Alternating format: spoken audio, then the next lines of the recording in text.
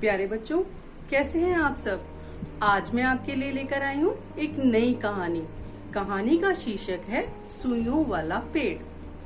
कहानी का शीर्षक है सुइयों वाला पेड़। ये कहानी है एक जादुई पेड़ की। एक बार दो भाई होते हैं।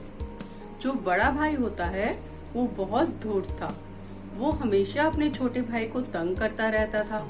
जितनी भी चीजें उसका छोटा भाई अपने लिए रखता था वो उन सबको सबसे पहले ले लेता था।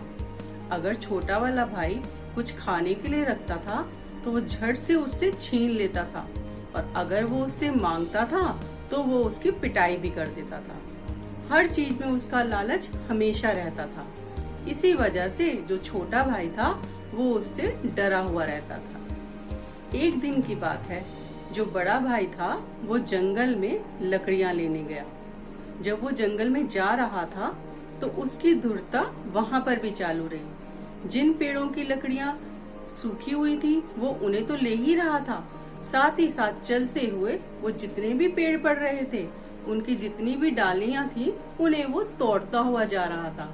सभी जो पेड़ पौधे थे उन सबको वो दुख पहुंचा रहा था, लेकिन उससे उसको कोई फर्क नहीं पड़ता था। वो तो बस यही दिखाता था कि जो उसका मन है वो वही करेगा। ऐसे करते करते वो जंगल के बीच में पहुंच गया। वहां पर उसे एक जादुई पेड़ मिला। जैसे ही वो उस पेड़ के पास से गुजरा उसने उसकी टहनियों को भी खींचा, लेकिन उस पेड़ से आवाज आई कि आप मुझे तंग ना करें, मैं आपके काम आ सकता हूँ। ये सुनकर वो वहीं रुक गया और उसने इधर उधर देखा कि आवाज कहाँ से आ रही है। तो उसने देखा आवाज तो पेड़ से ही आ रही है।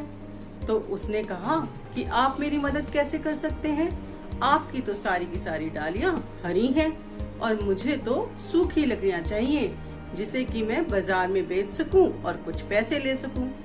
तो जो वो पेड़ था उसने कहा कि अगर आप मुझे कष्ट नहीं पहुंचाएंगे तो मैं आपको सोने के सेब दूंगा, लेकिन आप मुझे कष्ट ना पहुंचाए।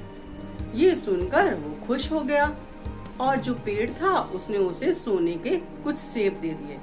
लेकिन वो जो बड़ा भाई था वो बहुत लालची था। उसने सोचा कि जब ये पेड़ इतने सेब दे सकता है तो मुझे तो ये इससे ज्यादा भी दे सकता है। तो उसने पेड़ की टहनियां तोड़नी शुरू कर दी। जब वो पेड़ की टहनियां तोड़ने लगा तो पेड़ ने कहा यहीं रुक जाओ, पर वो नहीं रुका। उसने कहा अगर तुम चाहते हो कि मैं आपकी टहनियों को ना तोड़ूं तो मुझे और सेब दो। अब पेड़ को गुस्सा आ गया। उसने कहा तुम्हारे लालच का जो फल है वो तुम्हें जरूर मिलेगा, क्योंकि तुम्हारा लालच बढ़ता ही जा रहा है। और उस पेड़ ने अपने पेड़ों से बहुत सारी सुइयां उसके ऊपर गिरा दी। सारी सुइयां उस जो बड़ा भाई था उसको चुभ गई और वो घायल होकर वहीं गिर गया और बहुत जोर से कराहने लगा, क्योंकि जगह जगह पर खून निकल आया था और उसकी सुइयां चुभ गई थी।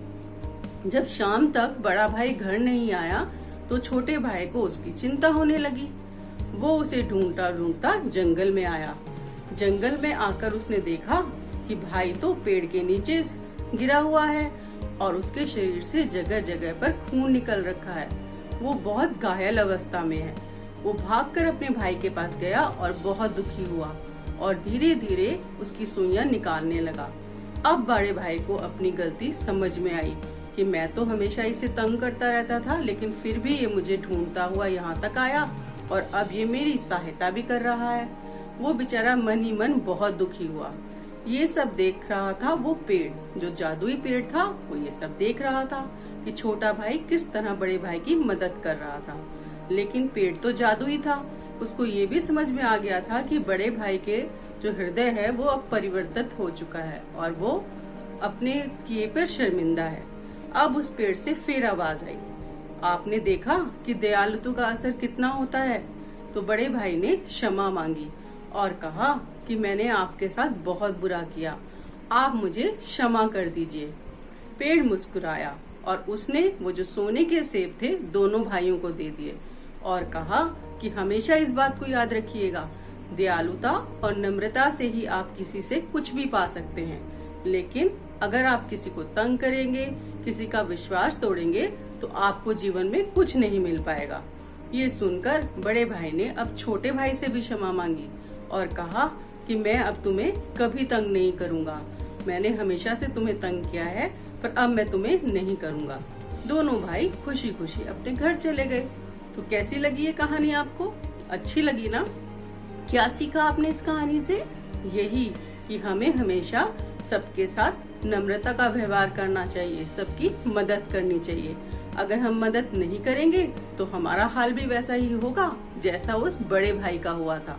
तो आप भी इस बात को याद रखिएगा और ये कहानी अपने दोस्तों को सुनाइएगा, छोटे बहन भाइयों को सुनाएगा और अपनी कक्षा में भी सुनाइएगा और शिक्षा भी बताइएगा। Bye bye everyone.